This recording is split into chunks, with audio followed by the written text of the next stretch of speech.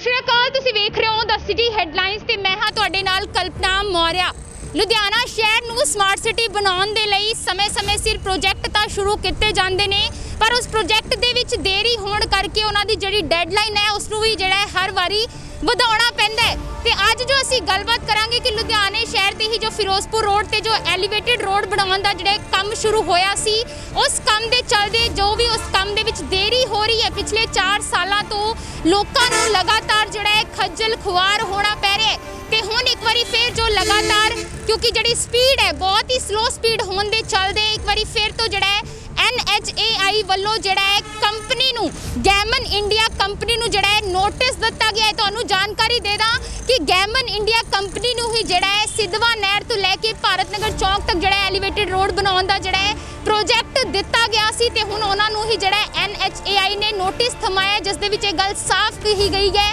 ਕਿ ਜੇਕਰ ਇਸ ਦੀ ਜਿਹੜੀ ਸਪੀਡ ਦੇ ਵਿੱਚ ਜੋ ਕੰਮ ਦੀ ਸਪੀਡ ਚੱਲ ਰਹੀ ਇਸ ਦੇ ਵਿੱਚ ਜਿਹੜਾ ਸੁਧਾਰ ਨਹੀਂ ਕੀਤਾ ਗਿਆ ਤੇ ਜਿਹੜਾ ਕੰਟਰੈਕਟ ਹੈ ਉਹ ਰੱਦ ਕਰ ਦਿੱਤਾ ਜਾਵੇਗਾ। ਤੁਹਾਨੂੰ ਤਸਵੀਰਾਂ ਜ਼ਰੂਰ ਇੱਕ ਵਾਰੀ ਦਿਖਾ ਦਿੰਨੀ ਆ। ਇਸ ਟਾਈਮ ਮੌਜੂਦ ਆ ਕਿਸ ਤਰੀਕੇ ਨਾਲ ਜਿਹੜਾ ਹੈ ਫਿਰੋਜ਼ਪੁਰ ਰੋਡ ਤੇ ਜੋ ਐਲੀਵੇਟਡ ਰੋਡ ਬਣਾਉਣ ਦਾ ਜਿਹੜਾ ਹੈ ਕੰਮ ਦੀ ਸ਼ੁਰੂਆਤ ਹੋਈ, ਪਰ ਕਿਉਂਕਿ ਲਗਾਤਾਰ ਜਿਹੜਾ ਕੰਮ ਦੇ ਵਿੱਚ ਜਿਹੜਾ ਦੇਰੀ ਹੋਣ ਕਰਕੇ ਸਲੋ ਸਪੀਡ ਦੇ ਚੱਲਣ ਕਰਕੇ ਇਸ ਦੀ ਜਿਹੜੀ ਡੈਡਲਾਈਨਸ ਨੇ ਕਾਫੀ ਵਾਰੀ ਜਿਹੜੀਆਂ ਐਕਸਟੈਂਡ ਕੀਤੀਆਂ ਗਈਆਂ। ਤੀਜੀ ਵਾਰੀ ਜਿਹੜੀ ਹੈ डेडलाइन एक्सटेंड की गई। पहली डेडलाइन जी है मार्च 2020 रखी गई सी, दूजी डेडलाइन जी है मार्च 2021 रखी गई तो हुण जी डेडलाइन दी गई है वो दिसंबर 2021 जी है दी गई है। तो बिल्कुल जो जानकारी दे रही सी कि किस तरीके नाल फिरोजपुर रोड ते बन रहे एलीवेटेड रोड के जो निर्माण कारज के चलते तो निर्माण कारज के जो कंपनी की लेट लतीफी है उसका जोड़ा खामियाजा है ਉਹ ਸ਼ਹਿਰ ਵਾਸੀਆਂ ਨੂੰ ਪਿਛਲੇ 4 ਸਾਲ ਤੋਂ ਟ੍ਰੈਫਿਕ ਜਾਮ ਦੀ ਸਮੱਸਿਆ ਵਾਂਗੂ ਜਿਹੜਾ ਜੂਝਣਾ ਪੈ ਰਿਹਾ ਹੈ। ਬਿਲਕੁਲ ਪਿਛਲੇ 4 ਸਾਲ ਤੋਂ ਟ੍ਰੈਫਿਕ ਜਾਮ ਵਰਗੀ ਜਿਹੜੀ ਸਮੱਸਿਆ ਦੇਖਣ ਨੂੰ ਮਿਲ ਰਹੀ ਹੈ ਤੇ ਇਸ ਦੇ ਨਾਲ ਹੀ ਕੰਪਨੀ ਦੀ ਲੇਟ ਲਤੀਫੀ ਦੇ ਕਾਰਨ ਹੀ ਐਲੀਵੇਟਡ ਰੋਡ ਦੇ ਕੰਮ ਨੂੰ ਪੂਰਾ ਹੋਣ ਦੀ ਡੈਡਲਾਈਨ ਜਿਹੜੀ ਹੈ 3 ਵਾਰ ਚੇਂਜ ਕੀਤੀ ਜਾ ਚੁੱਕੀ ਹੈ। ਜੋ ਸਲੋ ਸਪੀਡ ਹੋਣ ਕਰਕੇ ਸਲੋ ਪੇਸ ਦੇ ਨਾਲ ਜੋ ਕੰਮ ਚੱਲ ਰਿਹਾ ਹੈ ਹੁਣ ਜਿਹੜਾ ਉਸ ਦੇ ਖਿਲਾਫ national highway authority of India NHAI ਨੇ सख्त रुख अपना लिया है। हुण सिद्धवा नहर तो भारत नगर चौंक तक एलीवेटेड रोड बनाने वाली कंपनी गैमन इंडिया नूं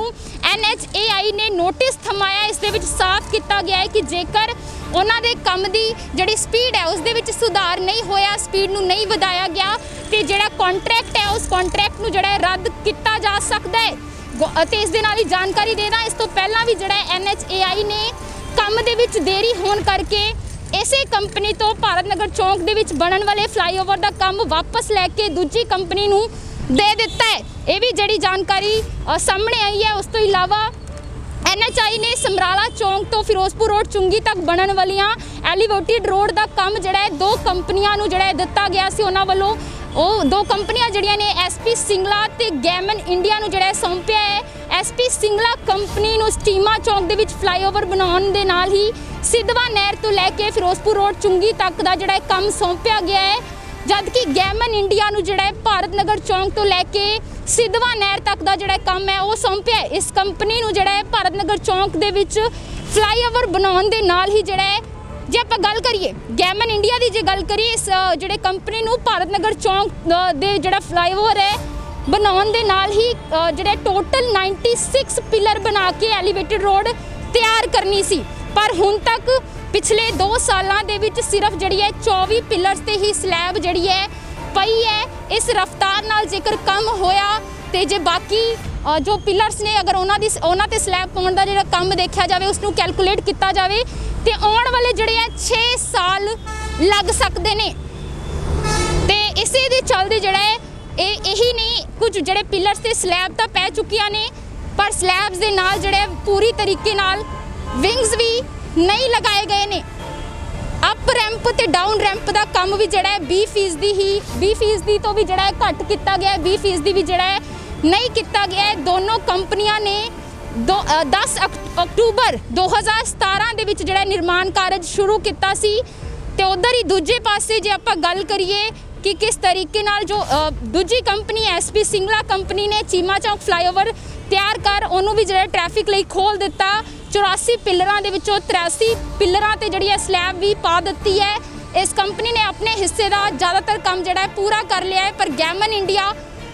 ਦੀ ਜੇ ਗੱਲ ਕਰੀਏ, ਜਿਸ ਕੰਪਨੀ ਨੂੰ ਜਿਹੜਾ ਸਿੱਧਵਾਂ ਨਹਿਰ ਤੋਂ ਲੈ ਕੇ ਭਾਰਤ ਨਗਰ ਚੌਂਕ ਦਾ ਜਿਹੜਾ ਕੰਮ ਸੌਂਪਿਆ ਗਿਆ ਸੀ, ਉਸ ਨੂੰ ਲੈ ਕੇ ਜਿਹੜੇ ਹੈ ਕਾਫੀ ਸਵਾਲ ਖੜੇ ਹੋ ਰਹੇ ਨੇ ਕਿ ਜਿਹੜੀ ਕੰਮ ਦੀ ਸਪੀਡ ਹੈ ਉਹ ਜਿਹੜੀ ਹੈ ਕਾਫੀ ਜਿਹੜੀ ਹੈ ਹੌਲੀ ਨਜ਼ਰ ਆ ਰਹੀ ਹੈ, ਜਿਸ ਦੇ ਚੱਲਦੇ NHAI ਵੱਲੋਂ ਜਿਹੜਾ ਹੈ ਨੋਟਿਸ ਦਿੱਤਾ ਗਿਆ ਹੈ ਕਿ ਜੇਕਰ ਕੰਮ ਨੋਟਿਸ ਦੇ ਵਿੱਚ ਇਹ ਵੀ ਗੱਲ ਕਲੀਅਰ ਕੀਤੀ ਗਈ ਕਿ ਜੇਕਰ ਕੰਮ ਦੇ ਵਿੱਚ ਸੁਧਾਰ ਨਹੀਂ ਹੋਇਆ ਤੇ ਕੰਟਰੈਕਟ ਵੀ ਜਿਹੜਾ ਹੈ ਰੱਦ ਹੋ ਸਕਦਾ ਹੈ। ਬਿਲਕੁਲ ਇਹ ਜਿਹੜੀ ਹੈ ਜਾਣਕਾਰੀ ਮਿਲੀ ਹੈ ਕਿਸ ਤਰੀਕੇ ਨਾਲ, ਕਿਉਂਕਿ ਲਗਾਤਾਰ ਜੋ ਇੱਥੇ ਜੋ ਫਿਰੋਜ਼ਪੁਰ ਰੋਡ ਤੇ ਐਲੀਵੇਟਡ ਰੋਡ ਬਣਾਉਣ ਦਾ ਜੋ ਕੰਮ ਦੀ ਸ਼ੁਰੂਆਤ ਹੋਈ, ਡੈਡਲਾਈਨਸ ਹੁਣ ਤੱਕ 3 ਵਾਰੀ ਐਕਸਟੈਂਡ ਹੋ ਚੁੱਕੀਆਂ ਨੇ, ਉਸ ਦੇ ਚੱਲਦੇ ਆਮ ਜਨਤਾ ਜਿਹੜੀ ਹੈ ਪਰੇਸ਼ਾਨ ਬੇਹਾਲ ਹੈ। ਤੇ ਜੇ ਅਸੀਂ ਗੱਲ ਕਰੀਏ ਇਸ ਨਿਰਮਾਣ ਕਾਰਜ ਦੇ ਕਾਰਨ ਹੀ ਸੜਕ ਦੀ ਚੌੜਾਈ ਘੱਟ ਹੋ ਗਈ ਤੇ ਟ੍ਰੈਫਿਕ ਜਾਮ ਵਰਗੀ ਸਮੱਸਿਆ ਜਿਹੜੀ ਹੈ ਬਹੁਤ ਆਮ ਹੋ ਗਈ। ਲੋਕਾਂ ਨੂੰ ਲਗਾਤਾਰ ਜਿਹੜਾ ਟ੍ਰੈਫਿਕ ਦੇ ਵਿੱਚ ਜੂਝਦੇ ਨਜ਼ਰ ਆਉਂਦੇ ਨੇ। ਸਰਵਿਸ ਲੇਨ ਵੀ ਹਲੇ ਤੱਕ ਪ੍ਰੋਪਰ ਤਰੀਕੇ ਨਾਲ ਬਣ ਕੇ ਤਿਆਰ ਨਹੀਂ ਹੋ ਪਾਈ ਹੈ ਤੇ ਨਿਰਮਾਣ ਕਾਰਜ ਦੇ ਚੱਲਦੇ ਫਿਰੋਜ਼ਪੁਰ ਰੋਡ ਤੇ 3 ਸਾਲ ਤੋਂ ਜਿਹੜੀਆਂ ਸਟਰੀਟ ਲਾਈਟਸ ਵੀ ਬੰਦ ਨੇ। ਬਿਲਕੁਲ ਇਹ ਜਿਹੜੀਆਂ ਕਾਫੀ ਪਰੇਸ਼ਾਨੀਆਂ ਨੇ, ਇਸ ਦੇ ਇਨ ਪਰੇਸ਼ਾਨੀਆਂ ਤੋਂ ਜਿਹੜਾ ਸ਼ਹਿਰ ਵਾਸੀ ਜੂਝਦੇ ਨਜ਼ਰ ਆ ਰਹੇ ਨੇ ਕਿ ਸਟਰੀਟ ਲਾਈਟਸ ਬੰਦ, ਉਸ ਤੋਂ ਇਲਾਵਾ ਸੜਕ ਦੀ ਚੌੜਾਈ ਘੱਟ ਹੋ ਗਈ ਹੈ,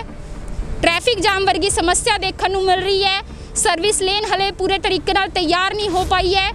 ਤੇ ਜਿਹੜਾ ਕੰਮ ਦੇ ਚੱਲਦੇ ਲੋਕਾਂ ਨੂੰ ਇੱਥੋਂ ਮਿੱਟੀ ਵੀ ਫਾਂਕਣੀ ਪੈਂਦੀ ਹੈ, ਕਿਉਂਕਿ ਮਿੱਟੀ ਦਾ ਜਿਹੜਾ ਲਗਾਤਾਰ ਧੂਲ ਮਿੱਟੀ ਜਿਹੜੀ ਹੈ ਕਾਫੀ ਉੱਡਦੀ ਨਜ਼ਰ ਆਉਂਦੀ, ਉਸ ਦੇ ਚੱਲਦੇ ਵੀ ਆਮ ਜਨਤਾ ਕਾਫੀ ਹੱਦ ਤੱਕ ਬੇਹਾਲ ਪਰੇਸ਼ਾਨ ਹੈ। ਤੇ ਇਸ ਕੰਮ ਦੇ ਵਿੱਚ ਜੋ ਕੰਪਨੀ ਵੱਲੋਂ ਗੱਲ ਕਹੀ ਜਾ ਰਹੀ ਹੈ ਕਿ ਕੰਮ ਦੇ ਵਿੱਚ ਦੇਰੀ ਕਿਉਂ ਹੋ ਰਹੀ ਹੈ, ਉਹਨਾਂ ਵੱਲੋਂ ਜਿਹੜੀ ਇਹ ਦਲੀਲ ਦਿੱਤੀ ਜਾ ਰਹੀ ਹੈ ਕਿ ਬਿਜਲੀ ਦੇ ਖੰਭੇ ਤੇ ਤਾਰਾਂ ਜਿਹੜੀਆਂ ਨੇ ਸਮੇਂ ਸਿਰ ਸ਼ਿਫਟ ਨਹੀਂ ਹੋ ਪਾਈਆਂ, ਉਸ ਦੇ ਚੱਲਦੇ ਵੀ ਕੰਮ ਨੂੰ ਜਿਹੜਾ ਟਾਈਮ ਲੱਗ ਰਿਹਾ ਹੈ। ਉਸ ਤੋਂ ਇਲਾਵਾ ਇਸ ਨਿਰਮਾਣ ਕਾਰਜ ਦੇ ਵਿੱਚ ਜਿਹੜਾ ਹੈ ਸੀਵਰੇਜ ਲਾਈਨਾਂ ਆਉਣ ਕਰਕੇ ਵੀ ਜਿਹੜਾ ਕੰਮ ਪ੍ਰਭਾਵਿਤ ਹੋਇਆ ਹੈ। ਇਹ ਵੀ ਜਿਹੜੀ ਉਹਨਾਂ ਵੱਲੋਂ ਦਲੀਲ ਦਿੱਤੀ ਗਈ ਹੈ ਕੰਪਨੀ ਵੱਲੋਂ ਕਿ ਇਸ ਸਭ ਦੇ ਚੱਲਦੇ ਜਿਹੜਾ ਕੰਮ ਪ੍ਰਭਾਵਿਤ ਹੋ ਰਿਹਾ ਹੈ। ਉਸ ਤੋਂ ਇਲਾਵਾ ਕਰੋਨਾ ਕਾਲ ਦੇ ਵਿੱਚ ਵੀ ਜਿਹੜਾ ਨਿਰਮਾਣ ਕਾਰਜ ਹੈ ਉਹ ਵੀ ਬੰਦ ਹੋਣ ਕਰਕੇ ਕੰਮ ਦੇ ਵਿੱਚ ਦੇਰੀ ਹੋਈ ਹੈ। ਤੇ ਇਹ ਸਾਰੀ ਚੀਜ਼ਾਂ ਨੂੰ ਲੈ ਕੇ ਜੋ ਗੱਲਬਾਤ ਹੋ ਰਹੀ ਹੈ, ਫਿਰੋਜ਼ਪੁਰ ਰੋਡ ਤੇ ਐਲੀਵੇਟਡ ਰੋਡ ਬਣਾਉਣ ਦਾ ਜਿਹੜਾ ਕੰਮ ਚੱਲ ਰਿਹਾ ਹੈ, ਉਸ ਨੂੰ ਲੈ ਕੇ ਜਿਹੜੀ ਇਹ ਗੱਲ ਹੋ ਰਹੀ ਹੈ ਕਿ ਸਲੋ ਸਪੀਡ ਦੇ ਨਾਲ ਕੰਮ ਚੱਲ ਰਿਹਾ, ਜਿਸ ਦੇ ਚੱਲਦੇ ਹੁਣ ਜਿਸ ਕੰਪਨੀ ਨੂੰ ਇਹ ਕੰਮ ਸੌਂਪਿਆ ਗਿਆ ਸੀ, ਪ੍ਰੋਜੈਕਟ ਦਿੱਤਾ ਗਿਆ ਸੀ, ਉਸ ਤੋਂ ਉਸ ਨੂੰ ਨੋਟਿਸ ਵੀ NHAI ਵੱਲੋਂ ਜਾਰੀ ਕੀਤਾ ਗਿਆ ਹੈ। ਤੇ ਬਿਲਕੁਲ ਜੋ ਕਿ ਕੇਵਲ Sachdeva project director national highway authority of India, ਉਹਨਾਂ ਵੱਲੋਂ ਇਹ ਗੱਲ ਕਹੀ ਗਈ ਕਿ ਕੰਪਨੀ ਨੂੰ ਨੋਟਿਸ ਜਾਰੀ ਕਰ ਦਿੱਤਾ ਗਿਆ ਹੈ ਕਿ ਕੰਮ ਦੇ ਵਿੱਚ ਤੇਜ਼ੀ ਲਿਆਈ ਜਾਵੇ, ਨਹੀਂ ਤਾਂ ਉਹਨਾਂ ਦੇ ਜਿਹੜਾ ਕੰਟਰੈਕਟ ਹੈ ਉਹਨਾਂ ਨੂੰ ਰੱਦ ਕੀਤਾ ਜਾ ਸਕਦਾ ਹੈ। ਉਹਨਾਂ ਨੇ ਮਸ਼ੀਨਰੀ ਤੇ ਮੈਨ ਪਾਵਰ ਵਧਾਉਣ ਦੀ ਵੀ ਜਿਹੜੀ ਹੈ ਗੱਲ ਕਹੀ ਹੈ।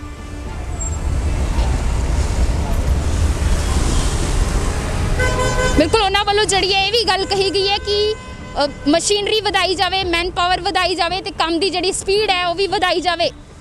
ਤੇ ਉਸ ਸਾਈਡ ਜਦ ਇਹ ਜਿਹੜੀ ਗੱਲ ਕਹੀ ਗਈ ਹੈ ਤੇ ਉੱਥੇ ਦੂਜੇ ਪਾਸੇ ਗੈਮਨ ਇੰਡੀਆ ਕੰਪਨੀ ਦੇ ਸਾਈਟ ਇੰਜੀਨੀਅਰਾਂ ਦਾ ਕਹਿਣਾ ਹੈ ਕਿ ਉਹਨਾਂ ਨੇ ਜਿਹੜਾ ਕੰਮ ਦੇ ਵਿੱਚ ਤੇਜ਼ੀ ਲਿਆਉਣ ਦੇ ਲਈ ਮਸ਼ੀਨਰੀ ਵਧਾ ਦਿੱਤੀ ਹੈ, ਮੈਨ ਪਾਵਰ ਵੀ ਵਧਾਈ ਜਾ ਰਹੀ ਹੈ ਤੇ ਕੰਮ ਜਿਹੜਾ ਹੈ ਜਲਦ ਤੋਂ ਜਲਦ ਪੂਰਾ ਕੀਤਾ ਜਾਵੇਗਾ।